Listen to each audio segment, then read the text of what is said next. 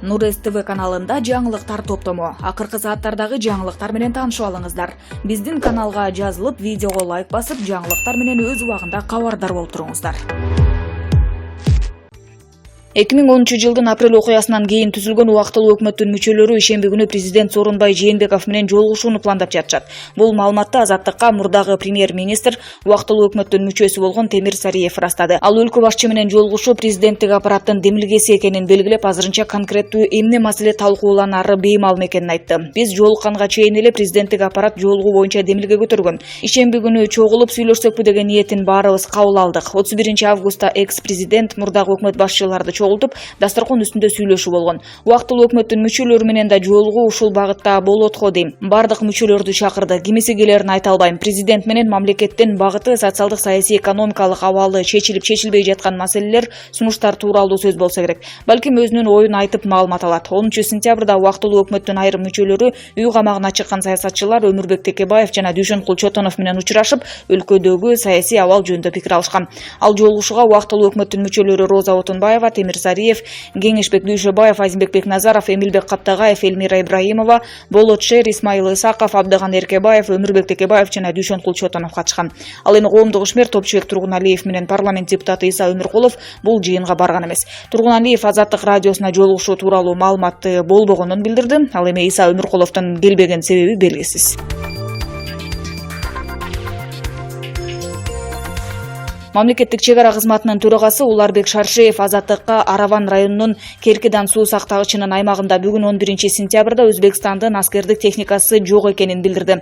Мага берилген маалымат боюнча ал жерде аскердик техника жок. Чек ара кызметтери өз кызматын өтөп жатышат. Буга чейин чыккан маалыматтарды карасаңар, ага кошумча эч нерсе кошо албайм деген Шаршеев Керкидан суу сактагычынын айланасындагы кырдаал боюнча кенен маалымат берген жок. Мунун алдында ал 24 KG сайтына комментарий берип, өзбек тарап өзүнө тиешелүү жерде демаркация иштерин жүргүзүп жатканын айткан жана курулуш кылышы үчүн оор техника бар экенин, эч кандай аскердик техника жок экенин билдирген. Ал эми Азаттыктын кабарчысы Ыдырыс Исаков бүгүн 11 сентябрда чек аранын аркы бет тарабында көз мерчем менен алганда 35 өзбек жоокери бир нече аскердик техника жүргөнүн айтты. Бүгүн Ош облусунун Араван районунун Төө Моюн айыл округунун тургундары Өзбекстан тосуп алган Керкидан суу сактагычынын айланасында 11 сентябрда кайрадан чогулушту. 10 сентябрда Өзбекстандын аскерлери Керкидан суу сактагычынын тегерегиндеги участокто тосо баштаганы кыргызстандык тургундарды нааразы кылып, ортодогу пикир келишпестиги себепкер болгон.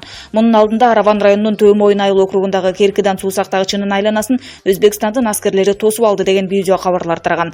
Жергиликтүү бийлик аталган тилке коңшу өлкөнүн башка аймагы менен алмаштырылганын, делимитациясы бүтүп, демаркациясы бүтө элек экенин билдирүүдө.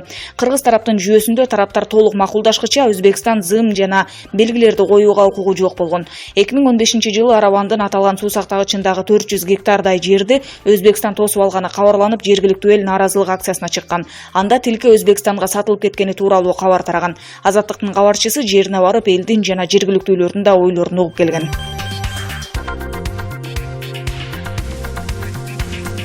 Ушул жылдын 9 августунда саясатчы Өмүрбек Бабанов өлкөгө кайтып келген болчу. 19 августта ал экономикалык кылмыштуулукка каршы мамлекеттик кызматына сурак берип, ошол күндөн тартып УКМКга жана аталган кызматка бир нече ирет суракка чакырылган.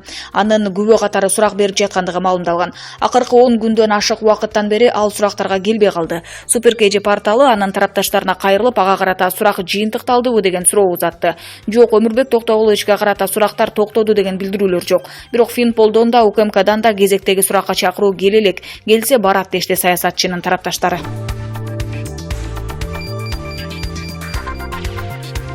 Жакында Абу-Дабиде өткөн UFC 242 турниринен кийин UFC уюму мыкты мушкерлердин рейтингин жаңылады. Бул тизме уюмдун расмий сайтында жарыяланды. Россиялык Хабиб Нурмагомедов UFC уюмундагы чемпиондук наамын коргогондон кийин рейтингдин 2-сабына чыкты. Ал эми анын атаандашы Дастин Порье 5 тепкичке ылдыйлап Валентина Шевченкодан артта калды. Кыргызстандык чемпион 12-орунда турат. Ал эми ирландиялык мушкер Конор Макгрегор 2 тепкичке жогорулап 11-орунду ээледи. Салмак категориясына чыгарылган мыкты мушкерлердин рейтингинде акшылык Джон Джонс сап башына чыкты. Ал эми 3-орунда жеңил жана эң жеңил салмактагы америкалык мушкер Генри Сехуда турат. Белгилей кетсек, 8 сентябрда Хабиб Нурмагомедов америкалык мушкер Дастин Порьени жеңип чемпиондук титулун сактап калган. Эки мушкердин кармашы 3 раундга созулуп, муунтуу ыкмасы менен багындырган.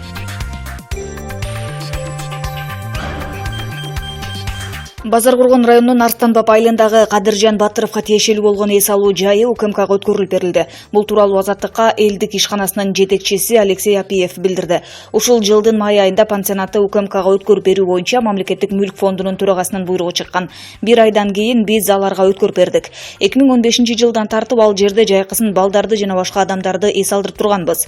Быйыл 200 орундукта балдардын жайкы лагерин уюштурууну пландаганбыз. Бирок кандайдыр бир себептер менен УКМКга берилип кетти. Кадыржан Батыров 2010 жылы июнь окуясына күнөөлүү деп табылып, сыртынан өмүрүнүн акырына чейин эркинен ажыратылган. Андан соң 2011 жылы анын бардык мүлкү соттун чечими менен конфискацияланган. Анын негизинде Батыровго жана жубайы Карамат Батыровага таандык 28 объект камакка коюлуп, кийин соттун чечими менен мамлекеттин карамагына өткөрүлгөн. Андан соң мамлекеттик мүлк фондунун карамагында элдик ишканасы уюштурулуп, мүлктү башкаруу ошол ишканага берилген. 2018 жылы декабрда Кадыржан Батыров Одесса шаарында көз жумганы, кийин сөөгү Өзбекстанда жерге берилгени кабарланган.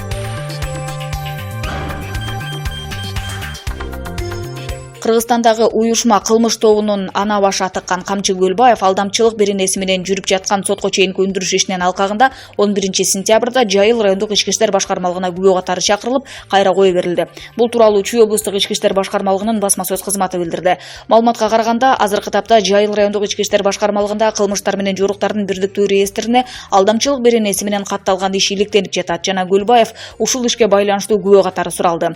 Учурда сотко чейинки өндүрүш жүрүп жатат. Буга чейин айрым маалымат каражаттары Камчы Көлбаев райондук милицияга барганын, анын себеби белгисиз экенин жазышкан. Камчы Көлбаев Кыргызстанда кылмыштуу топтун жетекчиси катары Ички иштер министрлигинде каттоодо турат. Министрлик 2018 жылы анын тобунда 424 адам бар экенин маалымдаган.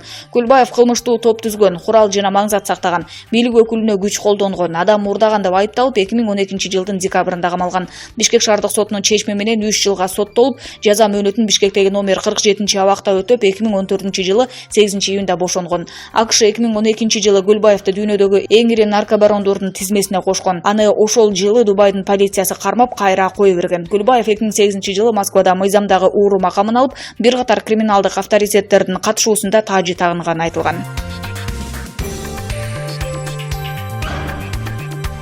Эмгек жана социалдык өнүгүү министринин мурдагы орун басары Лунара Мамытова билим берүү министри кызматына Каныбек Исаковдун талапкерлигин колдоду. Бул тууралуу ал өзүнүн Фейсбуктагы баракчасы аркылуу билдирди. Каныбек Исаков билимдүү, мыкты менеджер, көп жолу иштештик. Ошмуда окуп жатканда ал киши проректор болчу. Кийин ректор болгондо да иштешип жүрдүк. Билим министри болгонго татыктуу. Тилегеним саясий жертва болуп калбаса экен деп билдирүү калтырган. Эске сала кетсек, Лунара Мамытова 1 жыл мурда эмгек жана социалдык өнүгүү министринин орун басары кызматынан алынган. Депутат Касымалиева ошол кездеги министр Талайгүл Исахунова жана орун басарлары кызмат абалынан пайдаланып, адистер үчүн деп келген чакырууларды өзүлөрүнө каттатып, чет өлкөгө чыгып жүргөнүн айтып чыккан эле. Бул боюнча башкы прокуратура текшерүү жүргүзүп, министрликти башкарган адамдар дипломатиялык паспорттарды жеке кызыкчылыгына пайдаланганын аныктаган. Анда Лунара Мамытовадан да мыйзам бузуулар табылган айтылган.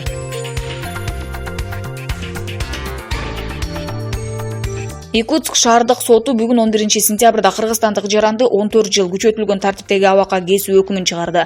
Ал аял уурдоо жана зордуктоо боюнча күнөөлүү деп табылган. Анын эки шеригине 4 жана 6 жыл жалпы тартиптеги абак жазасына тартуу өкүмү чыгарылды.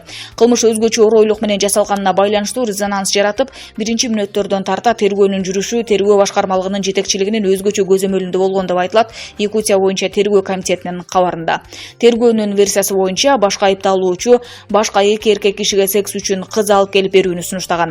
Мындай жол менен ал автоунаасынын оңдоо акысынан кутулгусу келген. Алар макул болушкандан кийин башкы айыпталуучу көчөдөн бейтааныш аялды таап, аны машинага сүйрөп кирип зордуктаган. Андан кийин аны автосервиске шериктерине алып барган. Алар да аялды бир канча убакыт кармап турушкан. Ал эми алардын бирөөсү аялга карата сексуалдык мүнөздөгү аракеттер жасаган. Аял эркек кишилер уктап калгандан кийин качып чыгып милицияга кайрылган. Ошондон кийин шектүүлөр кармалган. Тергөө алардын этникалык таандыгын ачыктабай жатканына карабастан, Якутск боюнча алар кыргызстандыктар экендиги тууралуу кептер тарап кеткен. Ошол окуядан кийин шаарда мигранттарга каршы митингдер менен нааразычылык акциялары башталган. Натыйжада шаарга келгендердин көбү коопсуздукка байланыштуу жумуштарына чыгуудан баш тартышкан. Кийинчерээк Якутиянын бийлиги миграциялык көзөмөлдү күчөтүп, мигранттар иштей алчу жумуш орундарынын санын чектеген. Бирок бул кыргыз жумушчуларына тийиштүү болгон эмес.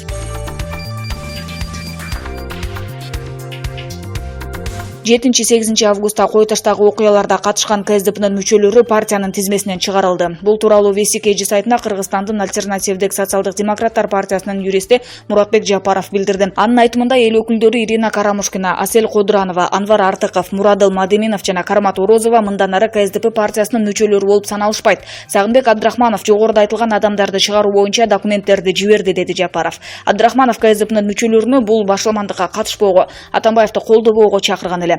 Жапаровдун айтымында саясий кеңештин чечими 8 сентябрда кабыл алынган. Ал ортодо жогорку кеңештин КСДП фракциясынан депутат Ирина Карамушкина Весикежи сайтына Абдрахманов уставга ылайык тизмеден чыгарылган депутаттарды саясий кеңештин чогулушуна чакырыш керек эле, деди.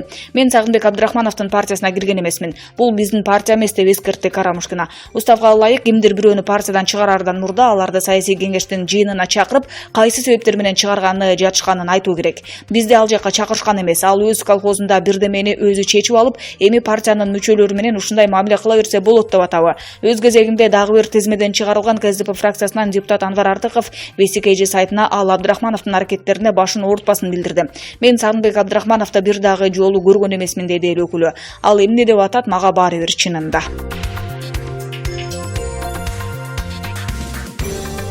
Жогорку кеңештин депутаты Садык Шернияз билим берүү министри болуп жаңы шайланган Каныбек Исаковго каалоо сөзүн айтты.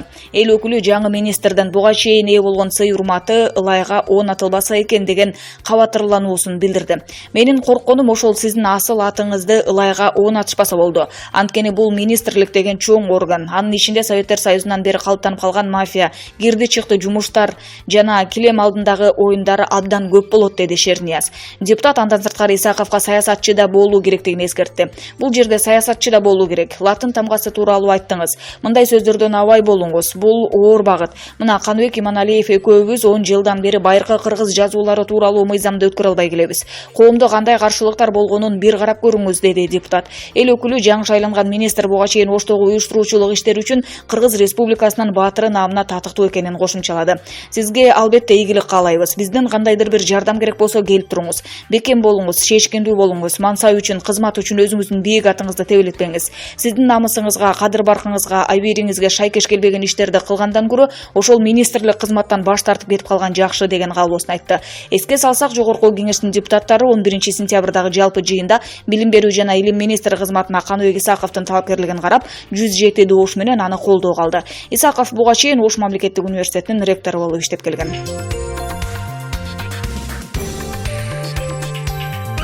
КСДПнын мүчөлөрү аскер прокуратурасынын жанына чогулуп, алардын арызы каралып жатканын билүүгө ниеттенишүүдө. Бул тууралуу Весикежи сайтына партиянын расмий өкүлү Кундуз Жолдубаева билдирди. Анын айтымында 3 сентябрда алар аскер прокуратурасына медиа форумдагы иш бөлмөлөрүнө киргизбей жатышканына байланыштуу арыз менен кайрылышкан. Бир жума мурда биз аскер прокурору Нуркамал Набиевке расмий арыз менен жумуш орундарыбызга кирүүгө мүмкүндүк алуу боюнча кайрылганбыз, деди Жолдубаева.